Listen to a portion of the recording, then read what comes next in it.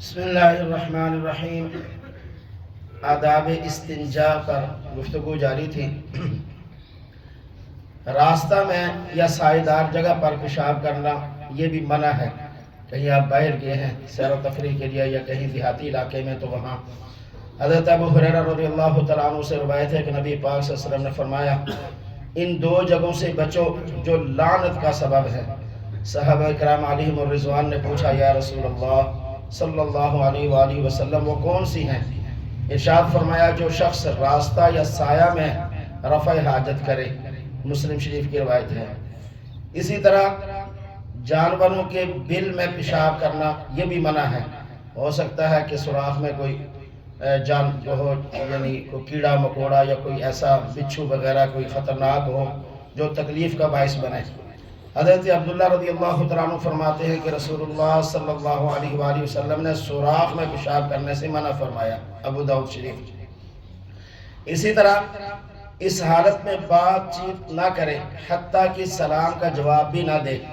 اگر چھینک آئے تو الحمدللہ دل میں کہے، اگر دعا پڑھنا بھول جائے تو بھی دل میں، یعنی پیشاب کی حالت کے اندر یاد آئے تو جی کے اندر، جی جس کو ہے جی میں پڑھ لے۔ حضرت عبداللہ ابن عمر رضی اللہ تعالیٰ عنہ فرماتے ہیں کہ نبی پاک صلی اللہ علیہ وسلم نے رفع حاجت میں تھے، نبی پاک صلی اللہ علیہ وسلم خود رفع حاجت میں تھے کہ ایک گزرنے والے نے سلام کیا، آپ صلی اللہ علیہ وآلہ وسلم نے اس کا جواب نہ دیا۔ صحیح ترمذی۔ حضرت ابو سعید خدری رضی اللہ تعالیٰ عنہ فرماتے ہیں کہ میں نے نبی پاک صلی اللہ علیہ وآلہ وسلم کو یہ فرماتے ہوئے سنا کہ جب دو آدمی سطر کھولے رفع حاجت کی حالت میں باہم گفتگو کرتے ہیں تو اللہ ان پر سخت ناراض ہوتے ہیں۔ ابو داؤد شریف کے اندر۔ اسی طرح پیشاب کی حالت کے اندر اپنے کپڑوں کو نجاست سے بچائے رکھے، چونکہ اس سے نہ بچنا عذاب قبر کا باعث ہے۔ آپ واش روم میں جاتے ہیں یا جو کموڈ ہیں تو ان کے لیے کپڑے اچھی طرح اوپر لپیٹ کے، کموڈ خود گندا نہیں ہوتا، کموڈ کے اوپر بیٹھنے سے جسم پر گندگی نہیں لگتی، ظاہر ہے وہ صاف ستھرا بالکل ہوتا ہے۔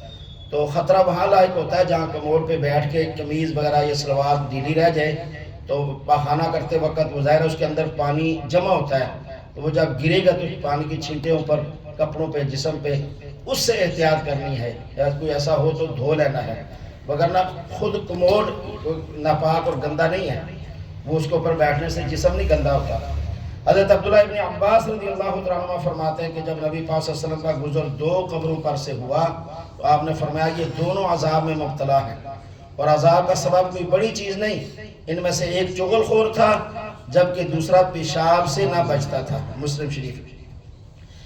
اسی طرح حضرت عبد الرحمن سے روایت ہے کہ حضرت سلمان رضی اللہ تعالیٰ عنہ سے کہا گیا تمہارے نبی پاک صلی اللہ علیہ وآلہ وسلم نے تو تمہیں ہر چیز کی تعلیم دی حتیٰ کہ بول و براز کی بھی، تو حضرت سلمان رضی اللہ تعالیٰ عنہ نے فرمایا کہ ہاں، آپ سرکار دو عالم صلی اللہ علیہ وآلہ وسلم نے ہمیں رفع حاجت میں قبلہ کی طرف منہ یا پشت کرنے سے روکا ہے، دائیں ہاتھ سے استنجا کرنے سے روکا ہے، 3 ڈیلوں سے کم استعمال کرنے سے روکا ہے، اور لید یا ہڈی کے ساتھ استنجا کرنے سے روکا ہے۔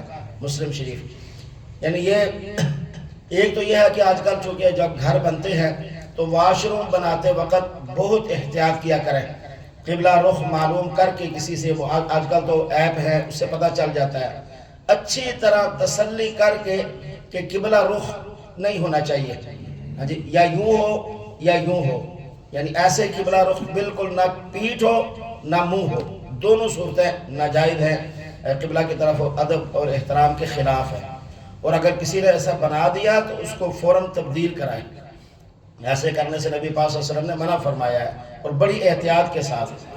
اسی طرح اگر کہیں باہر گئے ہیں آپ، وہاں پانی موجود نہیں ہے، یا اسی طریقے سے کسی ایسی جگہ پہ جہاں پانی مل نہیں رہا، تو آپ یہ مٹی کے ڈھیلے سے یا کوئی ایسی مٹی وغیرہ سے جو چھوٹا پیشاب یا بڑا یا پتھر ہوں ایسا، اس سے اچھی طرح جو پیشاب والی جگہ ہے دونوں کی وہ صاف کر لیتے ہیں، بالکل صاف ستھری ہو جاتی ہے، پانی سے نہ بھی دھوئیں پھر بھی استنجا ہو جاتا ہے۔ پانی سے دھونا افضل اور اعلیٰ ہے ڈھیلا استعمال کرنے کے بعد، نہ بھی استعمال کی۔ اسی طرح ٹیشو وغیرہ ہے، اس کو اچھی طرح آپ نے استعمال کر کے بالکل وہ جگہ صاف کر دی، کوئی گندگی لگی باقی نہیں رہی، تو وہ جگہ صاف ہے بالکل، وہ پانی استعمال نہ بھی کر سکیں تو نماز اس سے آپ پڑھ سکتے ہیں۔ قبلہ کا احترام کریں اس حالت میں کہ نہ تو منہ اس طرف ہو نہ پیٹھ اس طرف ہو۔ اسی طرح استنجا بائیں ہاتھ سے کریں۔ نبی پاک صلی اللہ علیہ وسلم نے فرمایا دائیں ہاتھ کے ساتھ استنجا کرنا منع آپ نے فرمایا، اور آپ نے فرمایا دائیں ہاتھ تو صاف ستھرے کاموں کے لیے ہے۔ حضرت قتادہ رضی اللہ تعالیٰ عنہ نبی پاک صلی اللہ علیہ وسلم کا یہ ارشاد نقل کرتے ہیں کہ رفع حاجت کے وقت اپنے عضو کو دائیں ہاتھ نہ لگائے اور نہ دائیں ہاتھ سے استنجا کرے، بخاری شریف۔ اسی طریقے کے ساتھ اللہ پاک نے قرآن کریم میں ایسے لوگوں کی پاکیزگی کو بیان کیا ہے، ان اللہ یحب التوابین ویحب فیہ رجال یحبون ان یتطہروا واللہ یحب المطہرین۔ تو اس بستی میں ایسے لوگ ہیں جو نظافت کو پسند کرتے ہیں اور اللہ بھی خوب صاف ستھرا رہنے والوں کو پسند کرتا ہے۔ نبی پاک صلی اللہ علیہ وسلم نے جب یہ آیت مبارکہ نازل ہوئی تو اہل قباء سے پوچھا کہ یہ آپ کے بارے میں یہ آیت نازل ہوئی تو آپ کیا کرتے ہو کہ اللہ نے آپ کی پاکیزگی کو، صفائی اور نظافت کو پسند کیا؟ تو انہوں نے جواب دیا کہ اور تو کچھ نہیں، ہم جب قضاء حاجت کے لیے جاتے ہیں تو ڈھیلا استعمال کرنے کے ساتھ ساتھ ہم پانی بھی استعمال کرتے ہیں، یعنی خوب صفائی کا لحاظ رکھتے ہیں۔ تو اللہ پاک نے قرآن میں آیت نازل فرما دی، تو اس لیے دونوں استعمال کرنا اچھا ہے، لیکن اور اس کے ساتھ ساتھ یہ بھی ذہن میں رہے کہ واش روموں کے اندر ڈھیلا استعمال نہیں کرنا۔ کچھ لوگ ہوتے ہیں وہ حدیث کو پڑھ کر پھر وہ واش روم کے اندر بھی ڈھیلے لے کے آ جاتے ہیں اور چھوٹے چھوٹے پتھر لے کے آ جاتے ہیں، مٹی لے کے آ جاتے ہیں۔ بھائی پانی مل جائے تو پھر تو ضرورت ہی نہیں ہے کسی اور چیز کی، پانی تو افضل ترین ہے، وہ تو ساری صفائی کر دیتا ہے۔ پانی نہ ملے تو تب ڈھیلا ہے۔ اس وقت تو یہ واش روم لیٹرینیں نہیں تھی نا، باہر جانا پڑتا، تو ڈھیلا بھی استعمال کیا، پانی بہت افضل، خالی ڈھیلا استعمال کیا پھر بھی ٹھیک۔ جب پانی مل گیا تو ڈھیلے کی ضرورت نہیں ہے، تو یہ اٹھا کے واش روم میں نہیں لانا ہے، کیونکہ وہ واش روم وہ ڈھیلے لاتے رہیں گے لوگ، وہ تو بند ہو جائے گا، اس کو پھر استعمال بعد میں کیسے کریں گے، پریشانی بن جائے گی۔ تو اس لیے واش روم میں نہیں لانا ڈھیلے، ہاں باہر کہیں ہے تو تب وہاں پھر اس کا ٹھیک ایسا آپ کر سکتے ہیں۔ اسی طریقے سے اگر باہر کہیں ہیں آپ تو وہاں صاف کاغذ جو ہوتا ہے یا لکھا ہوا کاغذ ہو یا اسی طرح ہڈی ہو یا یہ جو جانوروں کا گوبر یا لید وغیرہ ہوتا ہے، ان کو نہیں استعمال کرنا۔ ہڈی جنات کی خوراک ہے اور جو جانوروں کا گوبر اور لید ہے یہ جنات کے جانوروں کی خوراک ہے۔ اور جو صاف کاغذ ہوتا ہے یا لکھا ہوا کاغذ، اس پہ ہو سکتا ہے کوئی بابرکت کلمہ لکھا ہوا ہو، اللہ کا نام، کسی اور یعنی ہستی کا نام یا کوئی ایسی چیز لکھی ہو، ان چیزوں سے احتیاط کرنی چاہیے۔ ابھی یہ جاری ہے۔ اللہ ہمیں مسائل دینی سیکھ کر اعمال صالحہ گزارنے کی توفیق نصیب فرمائے۔